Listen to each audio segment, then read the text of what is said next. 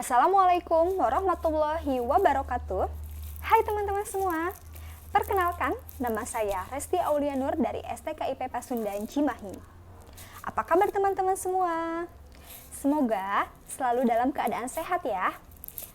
Baik, dalam video kali ini saya akan membahas materi kelas 11 dalam mata pelajaran Pendidikan Pancasila dan Kewarganegaraan.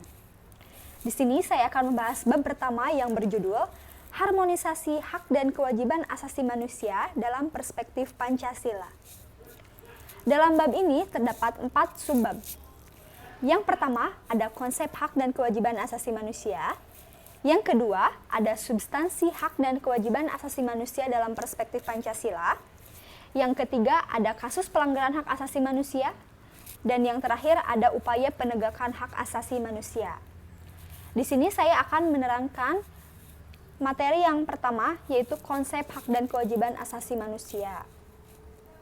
Sebelumnya, kalian pasti sudah pernah mendengar hak dan kewajiban dalam kehidupan sehari-hari kita. Contohnya, kita memiliki hak untuk berpendapat, hak mendapatkan kasih sayang, hak dilindungi. Kemudian, kita mempunyai kewajiban untuk belajar, mematuhi peraturan, dan masih banyak lagi. Nah, lalu apa makna hak asasi manusia? Sebelumnya, mari kita lihat fakta-fakta berikut ini. Fakta pertama, orang dilarang menghilangkan nyawa orang lain atau nyawanya sendiri. Jika terbukti melakukannya, negara akan mengenakan tindakan hukum. Di sini berhubungan dengan nyawa, maka berhubungan dengan kehidupan. Baik, kita lihat fakta kedua. Tidak ada satu bangsa pun di dunia ini yang rela dijajah bangsa lain. Negara-negara yang pernah dijajah pun selalu berusaha membebaskan diri dari belenggu penjajahan tersebut. Di sini, fakta ini membahas tentang kebebasan. Lalu, mari kita lihat fakta terakhir. Tiada seorang manusia pun yang ingin hidup sengsara. Ia akan selalu berusaha mencapai kesejahteraan bagi dirinya secara lahir maupun batin. Di sini, fakta tentang kebahagiaan. Lalu, apa maksud dari ketiga fakta tersebut? Ketiga fakta tersebut adalah 3 hal yang melekat pada diri manusia, yaitu kehidupan, kebebasan, dan kebahagiaan. 3 hal yang melekat pada diri manusia ini bisa disebut 3 hak dasar manusia. Lalu, apa itu HAM? Hak adalah segala sesuatu yang harus didapatkan oleh seseorang. Sedangkan asasi adalah bersifat dasar atau pokok. Secara sederhana, hak asasi manusia adalah hak dasar manusia atau hak yang melekat pada diri manusia menurut kodratnya, yang tidak bisa diganggu-gugat. Kemudian, di sini ada pengertian HAM menurut Undang-Undang RI Nomor 39 Tahun 1999 yang berbunyi, hak asasi manusia adalah seperangkat hak yang melekat pada hakikat dan keberadaan manusia sebagai makhluk Tuhan yang Maha Esa dan merupakan anugerahnya yang wajib dihormati, dijunjung tinggi, dan dilindungi oleh negara, hukum, pemerintah, dan setiap orang demi kehormatan serta perlindungan harkat dan martabat manusia. Lalu, yang ingin saya tanyakan adalah, sejak kapan hak dimiliki oleh manusia? Apakah teman-teman semua sudah mengetahui jawabannya? Ya, betul. Kita memiliki hak sejak dalam kandungan. Jadi, sejak kita masih dalam kandungan ibu kita sudah memiliki hak. Salah satunya kita memiliki hak untuk hidup. Memiliki hak untuk hidup dan dilahirkan ke dunia ini. Jadi, mengapa aborsi itu dilarang? Karena aborsi adalah merupakan pelanggaran HAM, yaitu mengganggu hak hidup seseorang. Di sini ada ciri-ciri hak asasi manusia. Yang pertama adalah hakiki. Artinya, hak yang sudah dimiliki manusia sejak lahir, seperti yang sudah saya sebutkan sebelumnya. Kemudian universal atau umum, artinya Hak asasi manusia berlaku untuk semua orang tanpa memandang status, suku bangsa, gender, atau perbedaan lainnya. Kemudian, tidak dapat dicabut.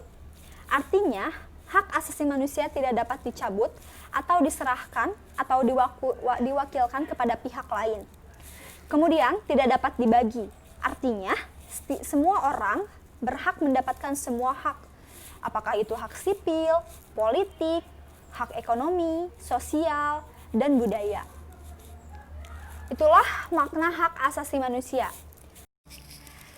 Kemudian, saya akan membahas makna kewajiban asasi manusia. Kewajiban asasi manusia adalah segala sesuatu yang wajib dilakukan oleh setiap manusia sebagai makhluk hidup. Kemudian ada pengertian menurut Undang-Undang RI Nomor 39 Tahun 1999. Kewajiban dasar manusia adalah seperangkat kewajiban yang apabila tidak dilaksanakan, tidak memungkinkan terlaksana dan tegaknya hak asasi manusia.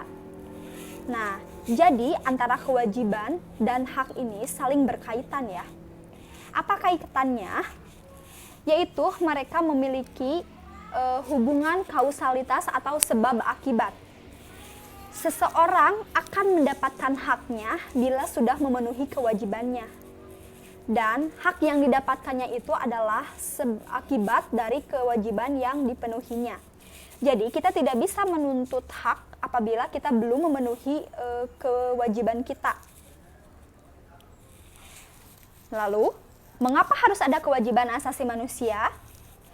Jawabannya adalah karena kewajiban asasi manusia merupakan bentuk pembatasan HAM supaya tidak memunculkan egoisme manusia.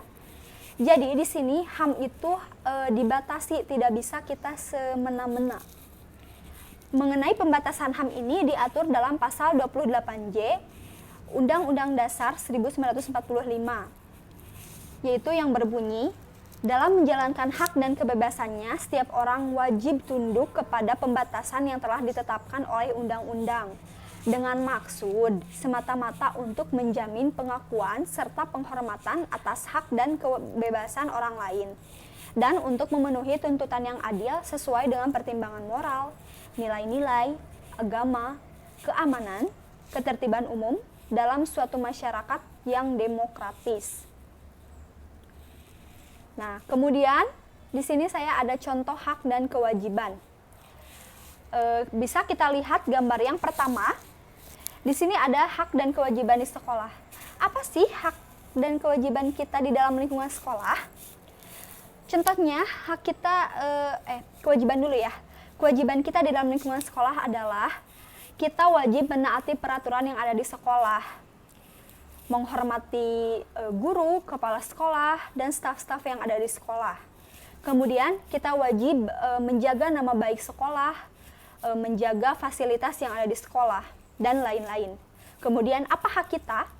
Hak kita di lingkungan sekolah adalah kita berhak mendapatkan pendidikan dan bimbingan dari guru. Kemudian kita berhak menggunakan fasilitas yang ada di sekolah, dan masih banyak lagi. Kemudian, hak kewajiban kita di rumah apa? Hak kita adalah mendapatkan kasih sayang, mendapatkan perlindungan, dan lain-lain. Kemudian, kewajiban kita adalah belajar, mematuhi orang tua, dan lain-lain. Lalu, kesimpulannya adalah, jadi antara hak dan kewajiban itu saling berkaitan. Kita boleh menuntut hak kita jika kita sudah melakukan kewajiban. Jadi keduanya harus seimbang agar tidak terjadi kesenjangan sosial dan memunculkan egoisme manusia. Kemudian, HAM di Indonesia ini sudah jelas tempatnya, bentuknya, dan instrumennya. Namun, HAM di Indonesia bukan HAM yang sebebas-bebasnya. HAM itu ada batasnya, yaitu dibatasi oleh menghormati hak asasi orang lain, dan dalam undang-undang itu disebut kewajiban. Nah, ini bersifatnya otomatis dan inheren. Kemudian, otomatis melekat dalam diri manusia. Jika ini tidak ada atau tidak ditaati, maka sulit untuk tegaknya HAM. tidak akan seimbang. Kewajiban dasar sesama manusia agar saling bertoleransi dan adanya keseimbangan dalam bernegara guna memenuhi tuntutan yang adil dengan pertimbangan moral, nilai-nilai agama, keamanan, ketertiban umum, dan demokrasi. Itulah materi mengenai konsep hak dan kewajiban asasi manusia. Sekian pemaparan dari saya. Kemudian di sini ada tugas mandiri yang saya berikan, yaitu berhubungan dengan materi yang selanjutnya akan dipaparkan, yaitu mengenai substansi hak dan kewajiban asasi manusia dalam perspektif Pancasila. Ini dia tugasnya. Pertama, tulis hubungan dari kelima sila Pancasila dengan hak dan kewajiban. Kemudian, yang kedua, tulis macam-macam HAM beserta undang-undangnya. Ya, mungkin sekian pemaparan dari saya. Semoga bermanfaat bagi teman-teman semua. Dan saya memohon maaf bila terdapat banyak kesalahan dalam pemaparan saya. Terima kasih atas perhatiannya. Assalamualaikum warahmatullahi wabarakatuh. Terima kasih.